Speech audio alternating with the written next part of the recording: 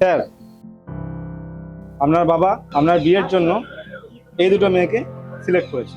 এর নাম শ্রেয়া আর এ হচ্ছে সোহা। এ বড়লোক ঘরের মেয়ে, এর পার্টি করতে ভালোবাসে, বন্ধুর সাথে আড্ডা মারতে ভালোবাসে, এনজয়মেন্ট নিয়ে সবসময় থাকতে ভালোবাসে। আর এ সোহা মধ্যবিত্ত ফ্যামিলির মেয়ে, এ সংসার নিয়ে থাকতেই ভালোবাসে। তো আপনি ডিসিশন নিয়ে আমাকে সন্ধ্যের মধ্যে জানাবেন যে কাকে আপনার পছন্দ। ঠিক আছে রাহুল, তুমি যাও। ঠিক আছে, আসছি।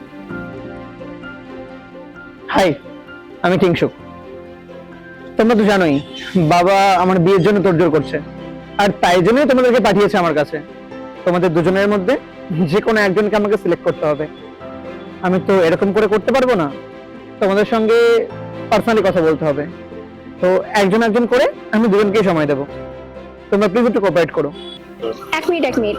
সোহার সাথে কথা বলার আগে প্লিজ আমার সাথে কথা বলে নাও, কারণ আমার না একটা পার্টি অ্যাটেন্ড করতে হবে, আমার কাছে একদমই সময় নেই। ঠিক আছে সোহা, তুমি একটু নিচে গিয়ে দাঁড়াও, আমি তোমাকে ডেকে নিচ্ছি। আচ্ছা ঠিক আছে, আপনি ওর সাথে কথা বলে নিন। হাই, আমি শ্রেয়া। যা বলার তুমি একটু তাড়াতাড়ি বলো, আমার হাতে না একদম সময় নেই, আমাকে যেতে হবে। তাছাড়া বন্ধু বান্ধবরা ওয়েট করছে, পার্টি অ্যারেঞ্জ করতে হবে। দেখো, এই বিয়েতে আমার কোনো মত নেই। তাহলে আমাকে এখানে ডাকলে কিসের জন্য? আমার সময় নষ্ট করার জন্য? বাবা আমার বিয়ে দিতে চাইছে। অনেক ছোটবেলায় মা মারা গিয়েছে, তো তাই একটু বকাটে হয়ে গিয়েছি। সেই জন্য বাবা চাইছে তাড়াতাড়ি বিয়ে দিতে। এই যে এত বড় সম্পত্তি, এত বাড়ি গাড়ি, আমি সবকিছু সামলে উঠতে পারছি না। আমার এমন কাউকে চাই যে এগুলো টেক কেয়ার করতে পারবে। বিয়ে করার পর সাদামাটা সংসারই করে যাব, সংসার খেলে যাব, এরকম কোনো ইচ্ছা আমার নেই।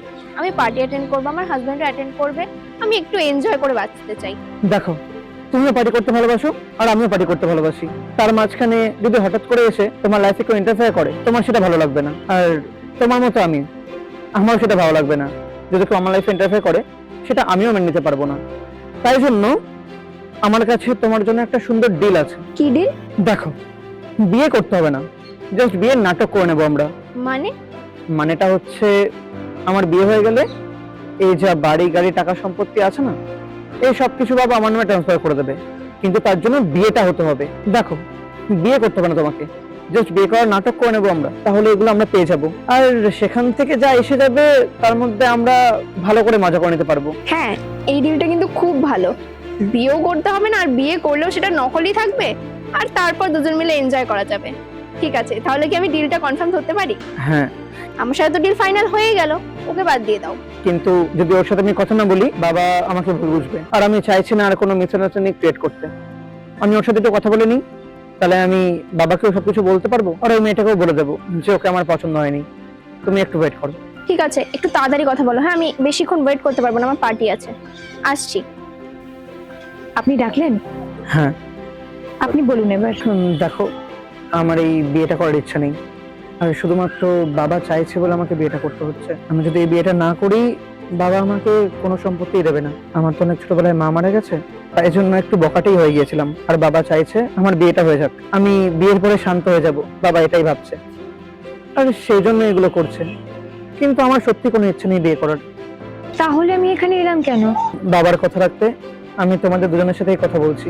দেখো, আমার কাছে তোমার জন্য একটা সুন্দর ডিল আছে। কিসের ডিল? আমরা বিয়ে করব না, জাস্ট বিয়ের নাটক করে নেব। তাহলে কি হবে, বিয়ের পরে বাবার এই টাকা পয়সা সম্পত্তি আমি সবকিছু পেয়ে যাব, বাবা সবকিছু আমার নামে করে দেবে, আর আমি সেখান থেকে তোমাকে 20 লাখ টাকা দিয়ে দেবো। বিয়ের মতন একটা পবিত্র সম্পর্কে আপনি এরকম নোংরামও আনছেন কেন? আমি তো সবার মুখে শুনেছিলাম আপনি খুব ভালো ছেলে, আপনার ফ্যামিলি ব্যাকগ্রাউন্ডটা খুব ভালো। আমি ভাবলাম একটা ভালো জীবন সঙ্গী পাবো, কিন্তু এখন তো দেখছি আপনি পুরো উল্টো। ক্ষমা করবেন, আমি এই কাজটা করতে পারবো না। আচ্ছা শোনো, যদি মনে হয় টাকার অ্যামাউন্টটা কম বলে ফেলেছি, আমি তোমাকে আরো বেশিতে রাজি আছি।